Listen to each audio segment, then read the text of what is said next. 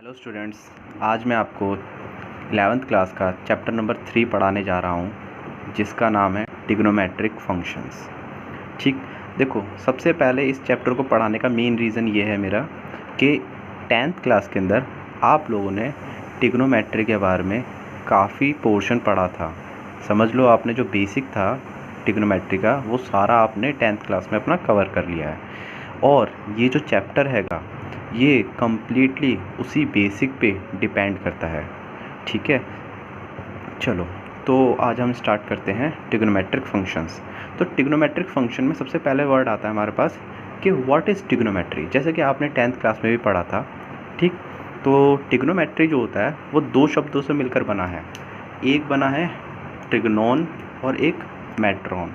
ठीक, ये दो शब्दों को मिलकर बना है हमारा ट्रिग्नोमेट्री। ठीक, तो ट्रिग्नोमेट्री के अंदर जो ट्रिग्नोन होता है इसका मतलब होता है ट्राइंगल। ठीक है, जबकि मेट्रॉन का मतलब होता है हमारा मेज़र। ठीक, तो इस चैप्टर के अंदर हम क्या पढ़ते हैं, बेसिकली हम ट्रिग्नोमेट्री के अंदर कि ट्राइंगल का मेज़रमेंट, अब वो हो सकता है एंगल के बारे में हम बात कर सकते हैं, उसके हम साइड के बारे में बात कर सकते हैं, मतलब measurement of angle and measurement of sides. इसके अंदर हम पूरा डीप डिटेलिंग पढ़ते हैं। ठीक है, ट्रिग्नोमेट्री का अगर मैं आपको एक सिंपल डेफिनेशन बोलूं कि ट्रिग्नोमेट्री की डेफिनेशन क्या होती है, तो ये एक ब्रांच हैगी मैथमेटिक्स की जो कि ट्राइंगल के बारे में स्टडी करती है और उसके मेज़रमेंट्स में भी एंगल और में भी साइड्स उन्हें मेज़र करने में हेल्प करती है। ठीक है, चलो जी, तो सबसे पहले बात आती है हमारी एंगल्स। जैसे कि हमने 10th क्लास में इसके बारे में भी पढ़ रखा है कि हमारा एंगल्स क्या होते हैं। हम लोगों ने क्या पढ़ा था, जब भी दो लाइन आपस में मीट करती हैं तो वह एक एंगल बनाती हैं। ठीक है, तो वह एक एंगल बनाती हैं। ठीक, चलो, सेम बात यहाँ पर भी वही हैगी जो हमें पढ़नी है। यहाँ पर मैंने क्या करा है, जैसे कि मैंने ये मेरा पेन रखा हुआ है। ठीक, ये क्या है, इसकी इनिशियल साइड या इनिशियल पोजीशन कह लो। ठीक है, मैंने क्या करा, इस पेन को एक एंटी क्लॉकवाइज अगर मैं इसे रोटेट कराता हूँ, ठीक है, तो इस पोजीशन पहुँच जाएगी। इसकी कोई फाइनल पोजीशन ये हो गई, जिसे हम क्या कह रहे हैं, हम टर्मिनल साइड। ठीक है, तो जब कोई एक लाइन हम रोटेट कराते हैं इनिशियल पोजीशन से, तो जहाँ पर भी मैं रोकता हूँ उस लाइन को, तो ये एक एंगल को रिप्रेजेंट कर रहा होता है। ये क्या हो रहा है, एंगल को रिप्रेजेंट कर रहा होता है। ठीक, जिसे हम बेसिकली, आप लोगों ने 10th क्लास में पढ़ा होगा, थीटा। ठीक है, जब भी आपको कोई एंगल रिप्रेजेंटेशन होती है या फिर हम लेट करते हैं तो बेसिकली हम थीटा को ही लेके चलते हैं हमेशा। ठीक है, चलो, तो ध्यान रखना, वो पॉइंट जहाँ पे हमारा इनिशियली लाइन थी उसे कहते हैं हम इनिशियल साइड। ठीक है, और जहाँ पर हमारी फाइनली एंड हुई है उसे हम कहते हैं टर्मिनल साइड। ठीक, चलो, नेक्स्ट टॉपिक आता है हमारा उसके बाद, मेज़र ऑफ एन एंगल्स। ठीक है, चलो, तो इसके अंदर हमारे ना एंगल्स को हम दो तरीके से मेज़र करना सीखेंगे। देखो, अगर मेरे पास एक रे हैगी जो कि एंटी क्लॉकवाइज रोटेट हो रही है, तो जो मेरा एंगल बनेगा या थीटा जो बनेगा वो मेरा पॉजिटिव बनेगा। वो मेरा क्या बनेगा, पॉजिटिव। बट अगर मैं इसे एंटी क्लॉकवाइज रोटेट कराने की जगह क्लॉकवाइज डायरेक्शन में रोटेट कराऊं तो क्या होगा, ये आपके लिए नया है जो आपने 10th क्लास में नहीं पढ़ा होगा।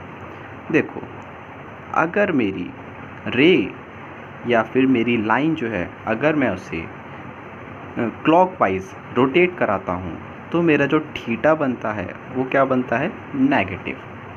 ठीक, फॉर एग्ज़ाम्पल के लिए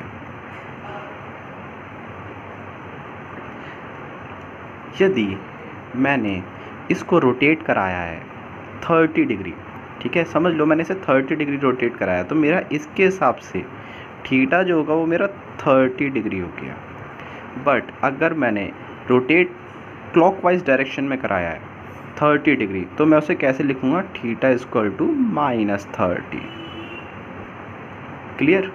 ये आपके आगे क्वेश्चंस को करने में हेल्प करेगा। चलो जी, तो थोड़ा अब हम चलते हैं आगे। यहाँ पर हमें पढ़ना है एंगल इन स्टैंडर्ड पोजीशन। ठीक, चलिए, तो यहाँ पर हम पढ़ते हैं आपके लिए कुछ और नया। ठीक, देखिए, तो यहाँ पर हमें पढ़ना था एक नई चीज़ जो आपने शायद अपनी प्रीवियस क्लासेस में नहीं पढ़ा होगा।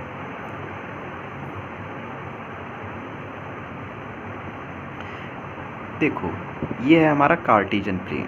ठीक है, जो आप लोगों ने बेसिकली इसके बारे में तो सुना ही होगा।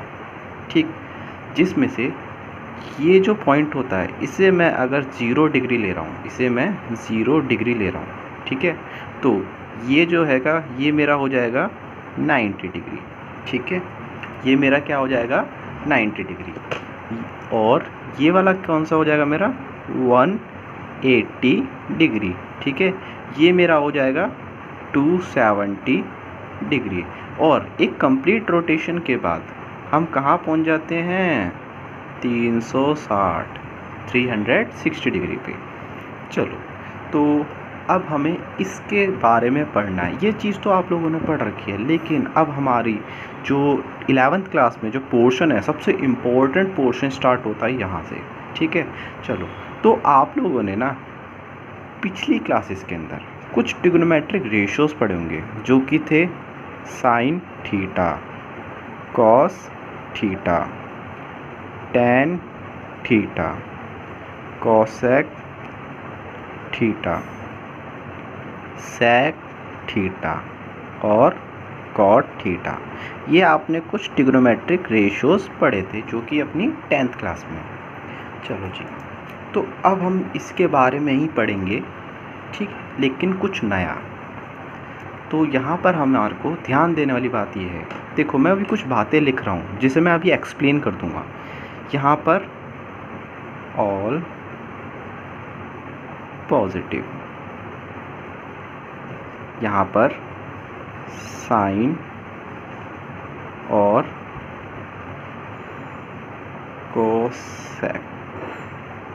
ठीक, अभी मैं जो लिख रहा हूँ अभी समझा दूँगा सब कुछ। ठीक, यहाँ पर हैगा मेरा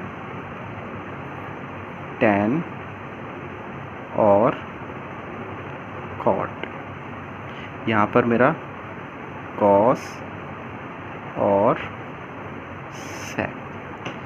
देखो, याद करो, आप लोगों ने जब भी ट्रिग्नोमेट्रिक रेशियोज़ पढ़े थे प्रीवियस क्लासेस में, तो वहाँ पर ना आपको कोई भी नेगेटिव निशान नहीं मिलता होगा कि आप यहाँ पे साइड में नेगेटिव निशान लगाते होगे। ठीक है, लेकिन यहाँ पर आपको ऐसा मिलेगा। ठीक है, वो डिपेंड करता है हमारे क्वाड्रेंट पे।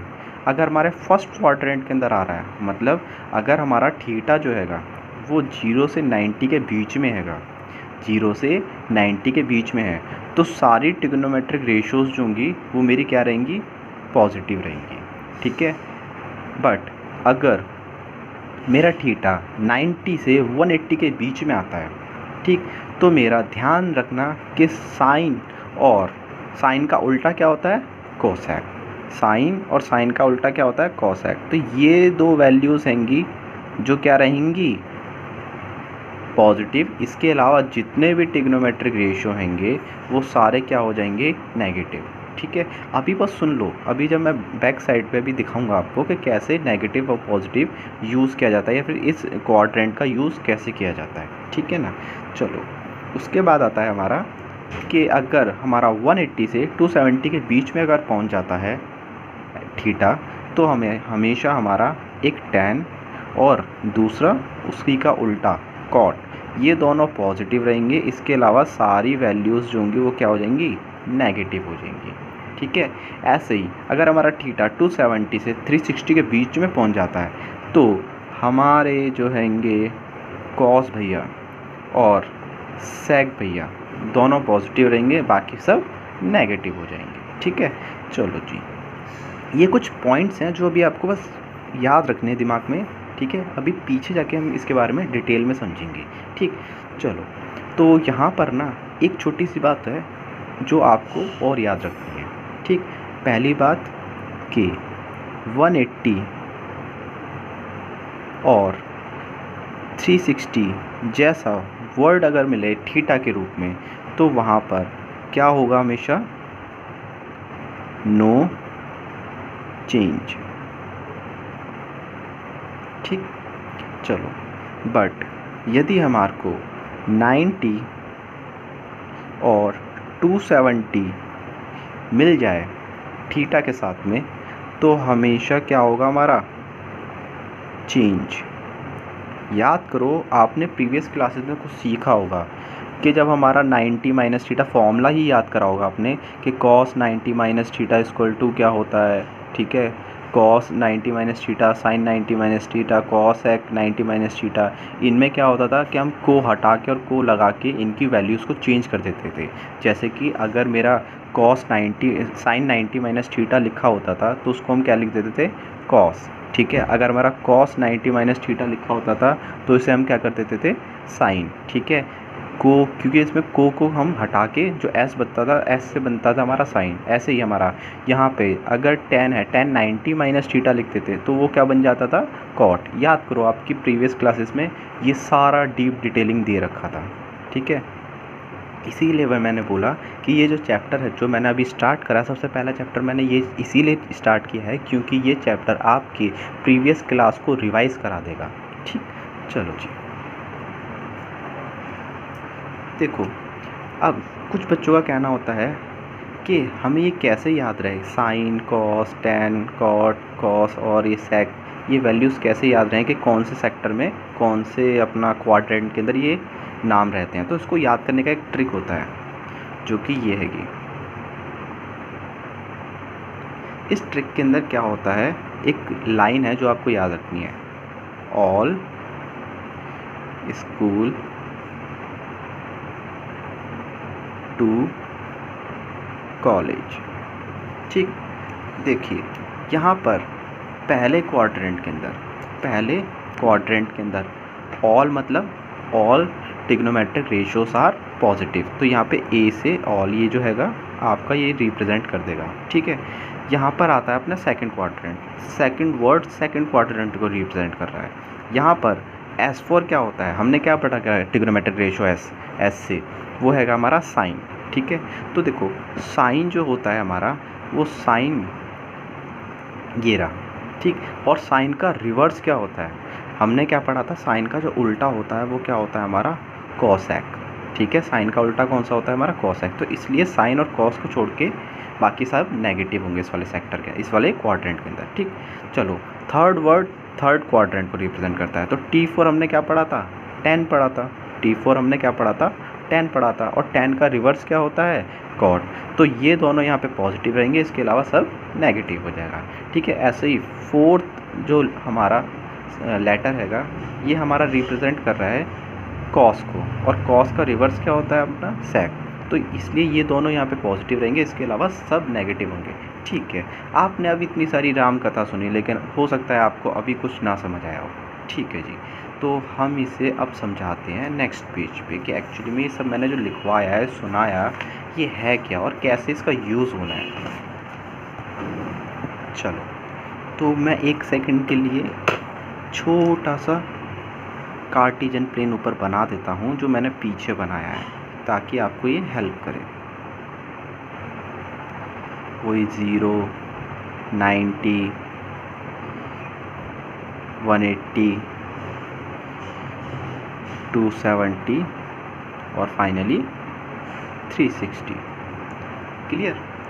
चलो जी, फिर हमने एक बात और पढ़ रखी थी यहाँ पर कि ऑल पॉजिटिव, यहाँ पर साइन और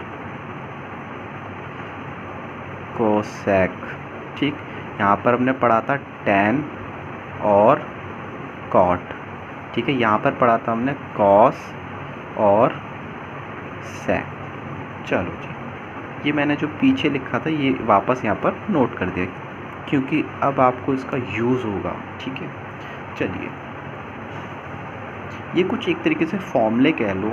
ठीक है तो वैसे कहने को तो ये फॉर्मूले हैं, लेकिन अगर आपने ये चीज़ समझ ली तो आपको ये फॉर्मूले रटने नहीं पड़ेंगे। ठीक है, चलो, तो हम पहले क्वाड्रेंट, देखो पहले क्वाड्रेंट में अगर कोई बोले कि कैसे हम पहले क्वाड्रेंट को रिप्रेजेंट कर सकते हैं, ठीक है, तो देखो, अगर मैं 90 हैगा, 90 में से कुछ माइनस कर दूं तो मैं कौन से क्वाड्रेंट में पहुंच जाऊंगा? मैं क्वाड्रेंट फर्स्ट में नहीं पहुंच जाऊंगा। अगर मैं 90 में से कुछ माइनस कर देता हूं तो मैं कौन से क्वाड्रेंट में पहुंच जाता हूं? फर्स्ट क्वाड्रेंट में पहुंच जाता हूं। ठीक है, चलो, तो मैं कैसे लिख सकता हूँ? 90 माइनस समथिंग माइनस थीटा। ठीक है, और एक और तरीका है जिससे मैं पहुंच सकता हूं, अगर मेरा 360 है, इस 360 के अंदर अगर मैं कुछ वैल्यू प्लस कर दूं तो मैं फर्स्ट क्वाड्रेंट में अगेन पहुंच सकता हूं। तो इसको मैं एक और तरीके से लिख सकता हूं, 360 प्लस थीटा। क्लियर? चलो, तो यही हम फर्स्ट क्वाड्रेंट में देखो पढ़ने वाले हैं कि अगर आपसे कोई पूछ ले कि साइन 90 माइनस थीटा क्या होता है। ठीक है, तो देखो ये पहला जो हमारा ये वाला पोर्शन है ये आपने सारा का सारा 10th क्लास में पढ़ रखा है। तो साइन 90 माइनस थीटा क्या होता है हमारा? ये होता है हमारा कॉस थीटा। ठीक है, देखो यहाँ पर ना मेरा ये क्वाड्रेंट कौन से में था? फर्स्ट क्वाड्रेंट में था, और फर्स्ट में जितने भी ट्रिग्नोमेट्रिक रेशियो होती हैं वो सारी क्या होती हैं? पॉजिटिव होती हैं, इसीलिए यहाँ पर हमारा पॉजिटिव निशान आएगा। ठीक है, चलो, कॉस का क्या होता है? Sine theta. टैन का क्या होता है? Cot theta. ठीक, फिर हमारा कोसेक का क्या होता है? Sec theta. सेक का क्या होता है हमारा? Cosec theta. कॉट का क्या होता है हमारा? Tan theta. देखो इसमें कुछ भी नहीं था, बहुत सिंपल सी ट्रिक थी जो आपने 10th क्लास में पढ़ी होगी कि जिसके साथ में अगर 90 माइनस थीटा अगर ऐसे मिल जाए आपको सब में, तो जिसके पास अगर को नहीं हो, सी ओ को नहीं हो तो उस पर लगा दो। ठीक है, तो को लगाते ही ये क्या बन गया? कॉस बन गया। ठीक है, जिसके पास को है उसे हटा दो, तो यहाँ से को हटाते ये साइन बन गया, यहाँ पे को लगाया तो ये टैन बन गया, इससे को हटाया तो ये सेक बन गया, इस पे को लगाया तो ये कोसेक बन गया, जबकि इससे कॉट को हटाया तो ये क्या बन गया? टैन बन गया। ठीक है, चलो, अब 360 प्लस थीटा। देखो हमने एक बात अभी भी पीछे क्या पढ़ी थी कि अगर हमारे को थीटा के साथ में 180 या 360 मिल जाए तो हमारा जो ट्रिग्नोमेट्रिक रेशियो होते हैं वो क्या होते हैं? चेंज नहीं होते हैं, नो चेंज। तो सेम एज यहाँ पर हमारा नो चेंज, मतलब ये जो रेशियो था हमारा, जो साइन वर्ड हैगा ये साइन ही रहेगा। ठीक है, साथ में थीटा। चलो, उसके बाद cos theta, tan theta, cosec theta. क्योंकि ये 360 मतलब 360 करके लिखा हुआ है, दैट्स वाई ये सारे के सारे क्या होंगे? सेम ही रहेंगे। और दूसरी सबसे बड़ी बात कि हमारा क्वाड्रेंट कौन से में जा रहा है? फर्स्ट क्वाड्रेंट, और फर्स्ट क्वाड्रेंट में जितने भी हमारे ट्रिग्नोमेट्रिक रेशियो होते हैं वो सारे पॉजिटिव होते हैं। अब आती है बात सेकंड क्वाड्रेंट की। ठीक है, अब आती है हमारी सेकंड क्वाड्रेंट की बात। तो इस क्वाड्रेंट में अगर आप लोगों को जाना है तो इस क्वाड्रेंट को मैं कैसे रिप्रेजेंट कर सकता हूँ? इसको मैं लिख सकता हूँ कि 90 प्लस थीटा, या फिर मैं कैसे लिख सकता हूँ?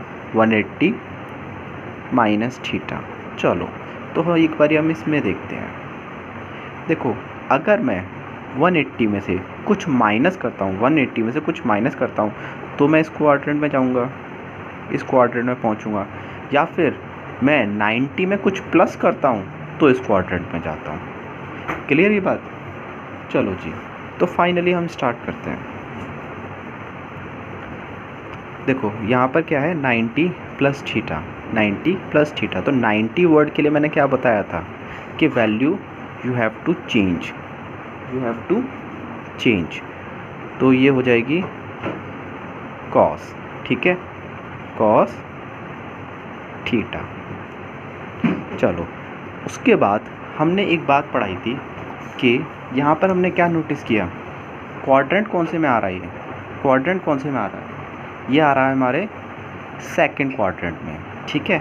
और हमारा सेकंड क्वाड्रेंट में हमने क्या पढ़ा था कि सेकंड क्वाड्रेंट में जो साइन वाला पोर्शन, ये साइन वाला पोर्शन जो होता है वो क्या होता है, पॉजिटिव होता है, इसीलिए यहाँ पर पॉजिटिव रहेगा, ठीक है। अब आता है कॉस, ठीक है, तो कॉस का हो जाएगा हमारा साइन थीटा,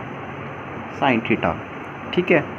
चलो ऐसे ही अब हमारा देखो ध्यान देने वाली बात कि यहाँ पर क्या है कॉस, जबकि सेकंड क्वाड्रेंट में क्या कॉस आपको दिख रहा है, सेकंड क्वाड्रेंट में क्या आपको कॉस दिख रहा है, नहीं, तो कॉस नहीं दिख रहा है आपको। तो अगर कॉस नहीं दिख रहा है तो इसके साथ में लगेगा एक नेगेटिव निशान, इसके साथ में क्या लगेगा, एक नेगेटिव निशान, ठीक।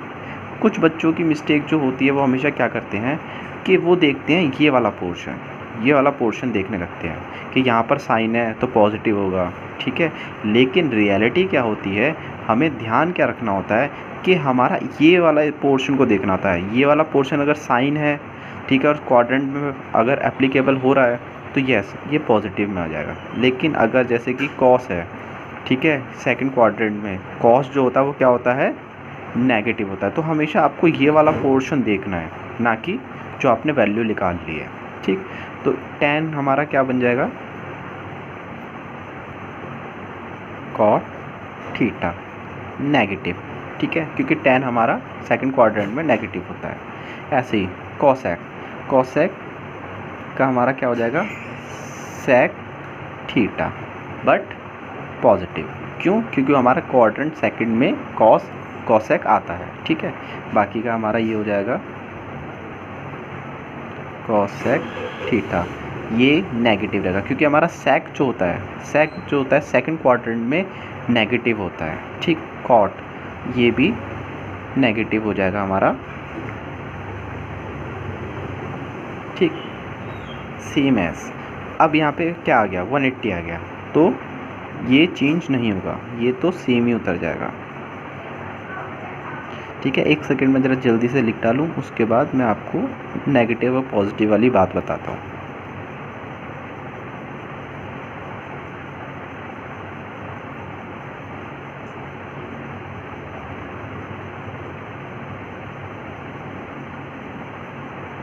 देखो ये भी क्वाड्रेंट सेकंड के अंदर ही आ रहा है, क्वाड्रेंट सेकंड के अंदर आ रहा है, तो साइन हमारा क्या होता है, पॉजिटिव होता है, ठीक है। हालांकि मैंने यहाँ निशान लगा दिया, आपको निशान नहीं लगाना होता, ठीक। चलो यहाँ पर क्या है, कॉस क्या होता है सेकंड क्वाड्रेंट में, नेगेटिव। tan क्या होता है, नेगेटिव। कॉसेक जो होता है वो क्या होता है, पॉजिटिव। सेक क्या होता है, नेगेटिव। कॉट क्या होता है, नेगेटिव। ख़त्म बात, ठीक है। थर्ड क्वाड्रेंट,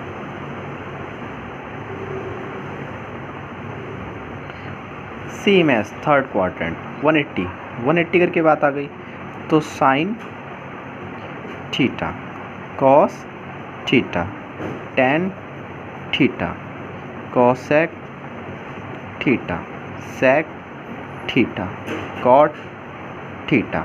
चलो क्वाड्रेंट थर्ड में आ गया। अब क्वाड्रेंट थर्ड में ज़रा देख लेते हैं कौन सी चीज़ें पॉजिटिव रहती हैं। क्वाड्रेंट थर्ड में हमारा भाई पॉजिटिव रहता है, एक तो tan और एक रहता है कॉट। चलो जी, तो आ जाते हैं हम नीचे वापस। तो हमने क्या पढ़ा था कि हमारा एक तो tan वाला पॉजिटिव रहता है और एक कॉट वाला पॉजिटिव रहता है। तो इसके सामने तो लगा दिया मैंने पॉजिटिव, बाकी सभी के साथ में लगा दिया मैंने क्या, नेगेटिव का निशान, ठीक है। तो देखो कहने को ये फॉर्मूले हैं, लेकिन अगर यदि आपने कार्टेशियन प्लेन जो कि अभी हमने ऊपर देखा वो समझ लिया, तो आपको ये फॉर्मूले याद करने की कभी ज़रूरत नहीं पड़ेगी। बस दिमाग में वो कार्टेशियन प्लेन चलाते रहना और 2 मिनट में इसके आंसर आ जाएंगे। क्लियर बात। चलो ये रहा हमारा एक पोर्शन, ठीक है। इसके अंदर 270 है, 270 के अंदर क्या होगा, वही चेंज होगा। तो ये क्या हो जाएगा, कॉस थीटा, ये साइन थीटा, ये कॉट थीटा, यहाँ पर सेक थीटा, यहाँ पर कोसेक थीटा, और ये हो जाएगा हमारा टेन थीटा। चलो जी, क्वाड्रेंट हमारा कौन सा है? क्वाड्रेंट हमारा थर्ड है, और थर्ड क्वाड्रेंट में हमारा जो होता है टेन और कॉट, ये रहता है पॉजिटिव, बाकी सब क्या होता है नेगेटिव। तो ये तो भैया हमारे पॉजिटिव हो गए, बाकी सब क्या हो गए हमारे एज यूजुअली नेगेटिव हो गए। चलो अब आता है हमारा क्वाड्रेंट फोर्थ। तो क्वाड्रेंट फोर्थ के अंदर कौन कौन से पॉजिटिव होते हैं? एक होता है हमारा कॉस पॉजिटिव और एक होता है हमारा सेक पॉजिटिव, ठीक है। तो ये मैंने दिया आपको होमवर्क, थोड़ा खुद भी करोगे तभी तो सीखोगे भाई। तो हमारा क्वाड्रेंट फोर पूरा सॉल्व करके आप लोग लेके आओगे, ठीक है। चलो जी, हम जरा अब आते हैं थोड़ा सा और नया पोर्शन स्टार्ट करते हैं।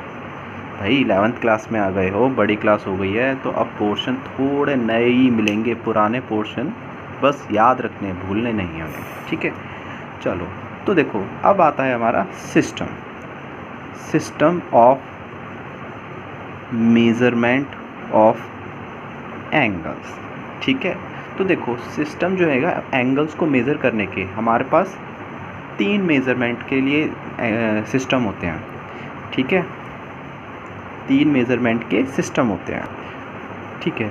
तो हमारा जो पोर्शन होता है, एक होता है सेक्साजेसिमल सिस्टम, जिसे हम इंग्लिश सिस्टम के नाम से भी जानते हैं, ठीक। फिर आता है हमारा सेंटिमल सिस्टम, जिसे हम फ्रेंच सिस्टम के नाम से भी जानते हैं, और एक और होता है जो कि होता है हमारा सर्कुलर सिस्टम, ठीक है। चलो तो हम इन तीनों के बारे में स्टडी करते हैं, ठीक। तो देखो, इसके अंदर हालांकि आपको कुछ खास बातें नहीं पढ़नी है, जो मैं बस पढ़ाने जा रहा हूँ वही पढ़ना है, इसके अलावा कुछ भी नहीं है आपका, ठीक है। देखो, हमारे को एक बात पता है, 1 राइट एंगल, ठीक। एक राइट एंगल जो होता है वो कितना होता है भाई? कितना होता है हमारा? 90 डिग्री होता है, सभी को पता है ये बात, ठीक है। 90 डिग्री होती है। उसके बाद होता है हमारा, जो ये बात है ये इम्पोर्टेंट है आपके लिए, ठीक। 1 डिग्री के अंदर कितना मिनट होता है आपको पता है? 1 डिग्री में होते हैं हमारे 60 मिनट, ठीक है। ये इंग्लिश सिस्टम के हिसाब से बता रहा हूँ मैं आपको, ठीक है। इसको हम 6 ऐसे डैश करके भी रिप्रेजेंट करते हैं, ठीक है। चलो फिर आता है हमारा कि 1 मिनट में कितने होते हैं? 1 मिनट में, ये जो डैश है यहाँ पे मिनट है, ध्यान रखना, ठीक। चलो जी, तो 1 मिनट में होते हैं कितने? 60 सेकेंड्स, एज़ यूजुअली सभी को पता है। इससे हम रिप्रेजेंट करते हैं डबल डैश लगा के, ठीक है। चलो अब इस सेंटिमल सिस्टम, जिसे हम फ्रेंच सिस्टम के नाम से भी जानते हैं, ठीक है। तो इसके अंदर क्या आता है? इसमें 1 राइट एंगल, एज़ यूजुअली सभी को पता है 1 राइट एंगल जो होता है हमारा कितना होता है? 90 डिग्री। लेकिन यहाँ पर डिग्री नहीं है, यहाँ पर ना एक ग्रेड सिस्टम यूज़ किया जाता है, ठीक है। तो यहाँ पर एक राइट एंगल जो होता है ना, वो कितना होता है? 100 ग्रेड्स, ठीक है। 100 ग्रेड्स के इक्वल होता है, ठीक। इसे हम रिप्रेजेंट करते हैं 100, ऐसे छोटा सा जी बना देते हैं ऊपर, ठीक है। चलो अब 1 ग्रेड में कितने होते हैं? 1 ग्रेड में कितने होते हैं हमारे? 100 मिनट, ठीक। 100 मिनट, जिसे हम ऐसे भी लिखते हैं, मैंने बताया था ना अभी ऊपर कि एक सिंगल डैश सा बना देते हैं मिनट को, जो रिप्रेजेंट करता है, ठीक। उसके बाद 1 मिनट में कितने होते हैं? 1 मिनट में कितने होते हैं? इनके हिसाब से बता रहा हूँ मैं, ये जो होता है ना सेंटिमल सिस्टम, इसके हिसाब से 1 मिनट में जो होते हैं 100 सेकेंड, जिसको हम 100 डबल डैश से रिप्रेजेंट करते हैं। ठीक है, चलो फिर आता है हमारा सर्कुलर सिस्टम।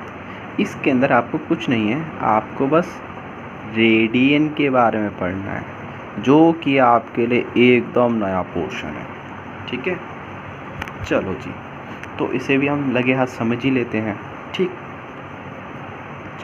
तो हमारे पास ना रेडियन सिस्टम, देखो कभी आपको एक बात पता है, जो आप लोग ना पढ़ते हो ना कि हमारा जो आर्क, आप लोग आर्क पढ़ते होगे, जैसे कि मैंने एक फिगर बना दी आपकी सर्कुलर, ये मेरी आ गया सर्कल। ठीक, ये आगे आपका थोड़ा सर्कल ख़राब सा बना है, कोई बात नहीं। ये मैंने इसको मार दिए 2 रेडियस, ये मेरे हो गए 2 रेडियस। ठीक, ये मेरा यहाँ पे थीटा हो गया। ठीक, इसको हम आर्क लेंथ कहते हैं, अगर आपको याद हो तो हम इसे आर्क लेंथ कहते थे। ठीक है, आर्क लेंथ। तो जो आर्क लेंथ आप लोग पढ़ते हो, आई थिंक मेरे को जहाँ तक याद है, हम लोग जो हैगा या तो मीटर में या फिर सेंटीमीटर में पढ़ते हैं। क्यों, सही कह रहा हूँ ना मैं? चलो, या फिर आपका अगर मैं रेडियस ले लूँ तो आई होप सो आप सभी को याद होगा, उसे भी हम मीटर या सेंटीमीटर में ही मेज़र करते हैं। ठीक है, लेकिन आपको क्या पता है, ये जो मीटर और सेंटीमीटर में जो भी हम रिप्रेजेंटेशन करते हैं, वो एक्चुअली में क्या होता है, रेडियन मेज़र होता है, रेडियन मेज़रमेंट होता है। ठीक है, ध्यान रखना, रेडियन मेज़रमेंट होता है। इसीलिए अब जितने भी आप एंगल पढ़ते रहते थे, 90, 45, 15, 60, जितना भी आप ये एंगल पढ़ते थे ना, 15 डिग्री और 60 डिग्री, 70 डिग्री, 80 डिग्री, 90 डिग्री, अब आपको वो सारा रेडियन में पढ़ना होगा, और जो भी आप रिप्रेजेंटेशन दोगे वो सारा अब आपको रेडियन में रिप्रेजेंटेशन देना हुआ करेगा। ठीक, चलो, तो देखो हम लोगों ने ये बात तो बोल दी कि रेडियन में सारा का सारा रिप्रेजेंटेशन देना होगा, लेकिन यार अगर हम रेडियन में रिप्रेजेंटेशन देने जा रहे हैं तो उसके लिए पहले हमें इस चीज़ को समझाना भी तो पड़ेगा कि हमने तो सारा अभी तक रेडियन में पढ़ा ही नहीं है, सारा हमने डिग्री में पढ़ रखा है। ठीक है, तो कोई बात नहीं, हम है ना, हम सिखाएंगे आपको। ठीक, तो आपको हम क्या करते हैं, रेडियन से डिग्री में और डिग्री से रेडियन में कैसे कन्वर्ट किया जाता है, अब हम यहाँ पे वो चीज़ पढ़ेंगे। ठीक है, चलो, तो कुछ बेसिक बातें हैं जो आपको याद रखनी है। Relation between degrees and radians. ठीक है, तो देखो ध्यान रखना, 1 रेडियन जो होता है वो इक्वल टू होता है 180 अपॉन पाई। ठीक, ऐसे ही 1 डिग्री जो होता है, 1 डिग्री जो होता है वो होता है 180 पाई अपॉन 180 रेडियन। ठीक है, चलो ध्यान रखना इसको। ठीक, यहीं से अब हम कुछ स्पेशल बातें पढ़ते हैं। ठीक है, देखो कन्वर्ट, अभी आपने जो अभी तक आपने क्या है, जितने भी एंगल रिप्रेजेंटेशन पढ़े थे वो क्या थे, 40, 55, 60 डिग्रीज़ के अंदर, लेकिन अब उन्हें रेडियन में कैसे लिखेंगे तो वो मैं आपको अब यहाँ पे सिखाने जा रहा हूँ। ठीक है, तो convert degree into radian. Clear? चलो जी, तो मैंने एक एग्ज़ाम्पल ले लेता हूँ। मैंने ले लिया 45 डिग्री। ठीक है, तो 45 डिग्री को मैं रेडियन में कैसे लिख सकता हूँ, तो उसके लिए क्या है, कुछ भी नहीं है, आपको एक छोटी सी बात जो मैंने अभी भी आपको बताई थी, ये वाली। ठीक है, अगर 1 डिग्री में पाई अपॉन 180 रेडियन हैंगे, तो सिंपल सी बात है कि 45 डिग्री के अंदर क्या होगा, 45 इंटू पाई अपॉन 180 डिग्री। ठीक है, अब आई थिंक ये होता है 1 पे और ये चले जाएगा 4 पे। तो आपकी वैल्यू क्या आ गई, पाई अपॉन 4। तो ये क्या हो गया आपका आंसर, मतलब ये जो मैंने आया ना, ये आपका जो आंसर आया ये मेरा क्या हो गया, अब रेडियन मेज़र आ गया, रेडियन मेज़रमेंट में आ गया। ठीक है, चलो एक और एग्जांपल ले लेते हैं। फॉर एग्जांपल के लिए मैंने ले लिया यहाँ पर 60 डिग्री। ठीक है, चलो जी, तो 60 को कैसे करेंगे, सिंपल सी बात है, 60 degree into pi upon 180 degree. ठीक है, तो आई थिंक ये कल चला गया 1 पे, 60 1 ज़ा 60 एंड 63 ज़ा 180, तो पाई अपॉन 3, ये मेरा क्या आ गया, रेडियन मेज़र आ गया। ठीक है, चलो ध्यान रखना। नेक्स्ट पार्ट, कन्वर्ट, हो सकता है कि वो आपसे रेडियन मेज़रमेंट दे दे और कह दे कि डिग्री में कन्वर्ट करो, तो कैसे करोगे, कन्वर्ट रेडियन इनटू डिग्री। ठीक है, चलो जी, तो आपको वो कैसे दे देगा, एग्ज़ाम्पल, क्यों ना मैं इन्हीं एग्जांपल्स को उठा लूँ ताकि आपको कंफर्म हो जाए कि एक्चुअली में इसका जो रिवर्स है वो क्या पॉसिबली आ पाता है। चलो, तो मैंने उठा लिया पाई अपॉन 4। ठीक है, चलो, तो हमारा पाई अपॉन 4 है, तो मेरे को इसे डिग्री में कन्वर्ट करना है। तो मैंने उसके लिए क्या फॉर्मूला एक लिखाया था कि 1 radian equal to 180 upon pi होता है। तो इस तरीके से हमारे पास पाई अपॉन 4 के अंदर कितने होंगे, तो कुछ नहीं है, हमें बस इससे इंटू करा देना है। तो पाई से पाई कट गया, तो हमारे पास 4 से कितने पे चला गया, 45। ठीक है, तो फाइनली हमने क्या नोटिस किया कि जो हमने अभी भी ऊपर करा था 45 को जब मैंने रेडियन में कन्वर्ट करा तो पाई अपॉन 4 आया, लेकिन जब मैंने इस पाई अपॉन 4 को डिग्री में कन्वर्ट किया तो क्या आ गया, 45। ठीक है, इसका मतलब जो हमने करा था वो एकदम वेरीफाई हो गया। ठीक है, चलो एक और वेरिफिकेशन देख लेते हैं। पाई अपॉन 3 आया था ना फिर भी आंसर, चलो जी, तो pi upon 3 equal to pi upon 3 into 180 upon pi. ठीक है, चलो, तो हम क्या करते हैं, पाई से पाई कट गया, 3 1 ज़ा और ये 60, तो क्या आंसर आ गया मेरा, 60। ऊपर देख सकते हो कि पाई अपॉन 3 जो आया था वो अब किस में कन्वर्ट हो गया, वापस 60 में। तो ये क्या हो गया, एक तरीके से हमारा। चलिए, तो अब हमारे सामने एक नया टॉपिक आता है, relation between 3 system of measurement of an angle. ठीक है, तो हम लोगों ने क्या था, इससे पहले मैंने आपको 3 सिस्टम पढ़ाए थे, जिसके अंदर एक हमने पढ़ा था डिग्री मेज़रमेंट, एक हमने पढ़ा था रेडियन मेज़रमेंट वाला, और एक हमने पढ़ा था ग्रेड सिस्टम वाला।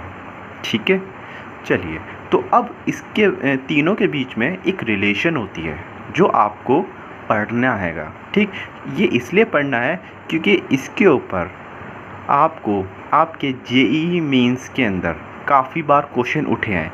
इवन कई बार तो डायरेक्ट रिलेशन ही पूछ लिया आपसे, और कई बच्चों को वो रिलेशन ही नहीं याद होती। ठीक है, चलिए, तो जैसे कि हम लोगों ने प्रीवियस पेजेस पर हमने पढ़ा था कि 90 degree equal to 1 right angle की होता है। ठीक है, चलिए, तो 1 डिग्री इक्वल टू कितना हो जाएगा, अगर 1 डिग्री निकालना है मेरे को, तो ये 1/90 राइट एंगल नहीं हो जाएगा।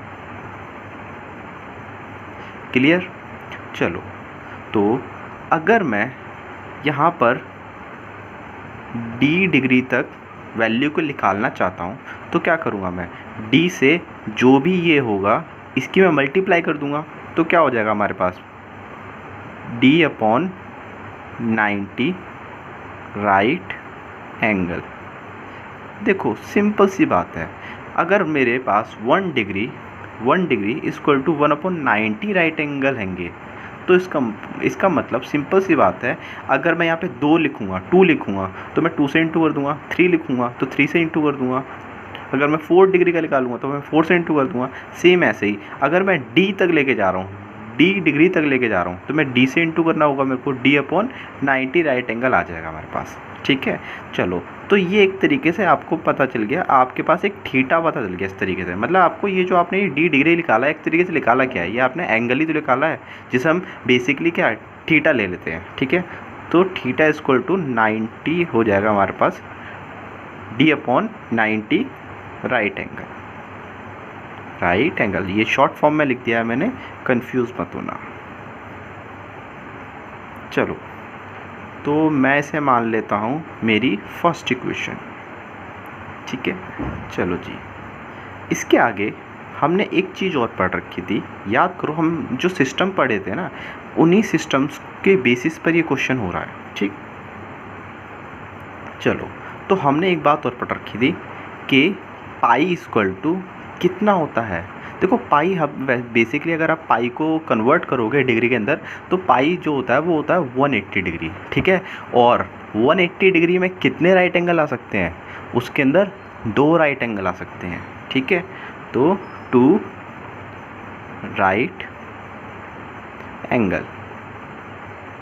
ठीक है, चलिए तो हमारे को 1 रेडियन एक तरीके से ये क्या है, रेडियन है, सॉरी यहाँ पे माफ़ कीजिए।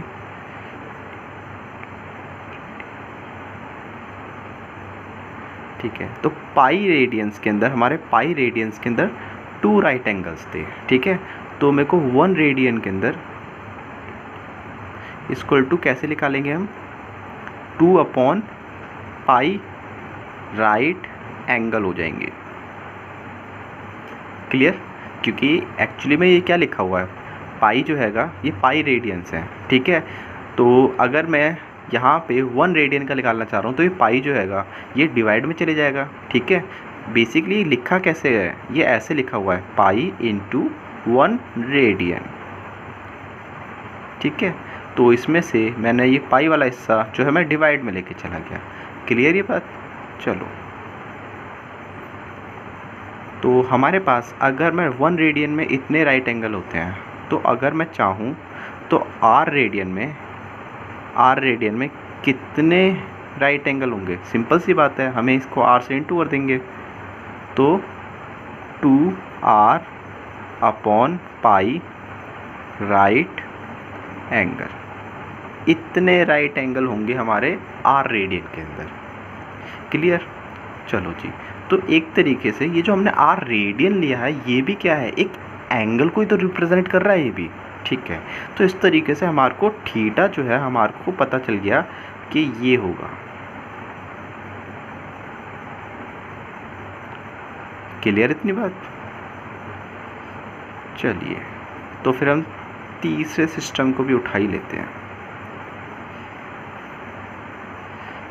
थर्ड सिस्टम मैंने क्या पढ़ाया था आपको कि आपका थर्ड सिस्टम के अनुसार होता है 100 ग्रेड्स इक्वल टू होता है वो 1 राइट एंगल। ठीक है, चलिए तो अगर मैं निकालना चाहता हूँ 1 ग्रेड्स के अंदर कितने होंगे, तो डेफिनेटली हम इसको क्या लिखें, हम क्या है 100 को डिवाइड में लेके चले जाएंगे, तो हमें पता चल जाएगा कि 1 ग्रेड्स में कितने एंगल होते हैं। ठीक, हमारे पास 1 ग्रेड के अंदर इतने एंगल होते हैं, राइट एंगल। ठीक है, चलिए तो अगर मैं जी ग्रेड्स के अंदर लेना चाहता हूँ, ठीक है, जी ग्रेड्स में लेना चाहता हूँ, तो कितने राइट एंगल आएंगे, g/100 हो जाएगा फिर।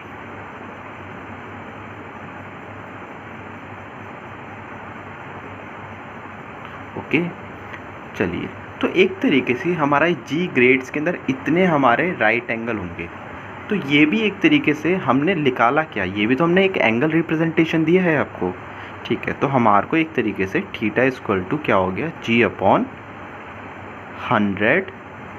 Right angle. ठीक है, चलिए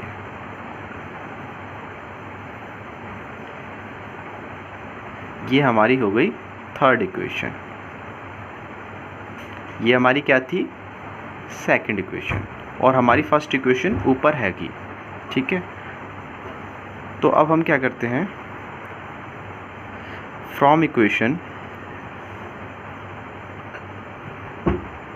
फर्स्ट, सेकंड एंड थर्ड, इन तीनों इक्वेशन से हमने क्या नोटिस किया कि थीटा जो हैगा वो इक्वल टू ये हैगा। ठीक है, एक थीटा यहाँ पर भी दिख रहा है जो कि इसके इक्वल है। ठीक है, और एक और थीटा दिख रहा है आपको जो कि इसके इक्वल है।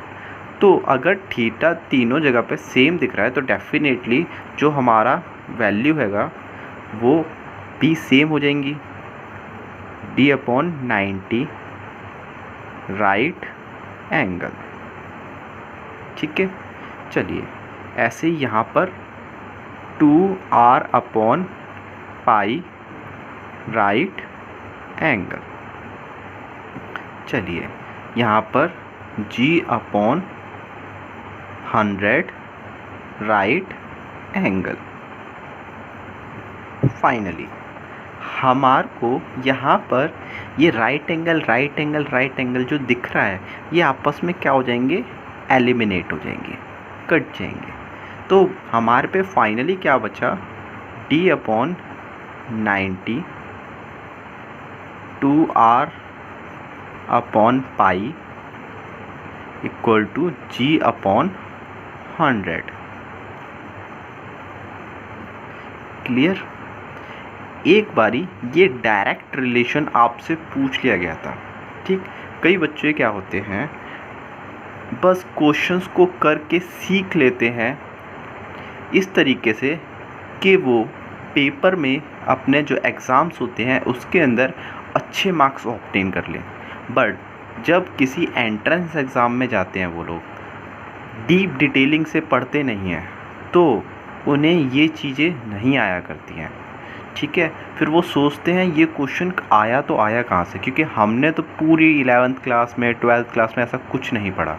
लेकिन उनकी सबसे बड़ी प्रॉब्लम क्या होती है कि वो डीप डिटेलिंग के साथ नहीं पढ़ते हैं। ठीक है, तो आपको ये बात याद रखनी है। ठीक, यहाँ पर D मतलब क्या है, नंबर ऑफ डिग्री, R मतलब है नंबर ऑफ रेडियन, और G for number of grades. इस बात को याद रखना है। ठीक है, चलिए